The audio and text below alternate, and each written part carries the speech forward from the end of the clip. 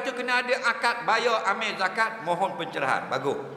Dia kata kalau bayar zakat fitrah kan kena kata, aku bayar zakat fitrah atas diriku yang wajib dan juga anak-anakku dan isteriku kerana Allah.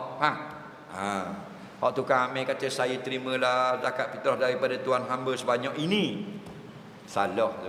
Yang sebetulnya tak wajib lapar. Okey, tak wajib lapar. Yang wajib niat. Kita nak bayar zakat fitrah, kita seorang 10 riyal, contoh, bini kita seorang 10 riyal, anak seorang 10 riyal, 30 bawa piti. Ulama kata bila kita ambil duit 30 riyal, bola kocek, bola gaga motor, bola poket belakang, kau andailah mana kita pisah dah 30 riyal nak bayar zakat, sah dah niat. Duduk dalam poket belakang seluar libah, zakat 30 riyal, dalam hati belang bawa motor, inilah zakat fitrah yang wajib atas diriku dan orang-orang di bawah tanggunganku atau anak isteriku. Sah. Paling afdal kita niat masa kita nak bayar, masa ambil duit tu, pegang nak Allah ke amil, paling afdal niat. Pegang inilah zakat fitrah yang wajib atasku dan anak isteriku.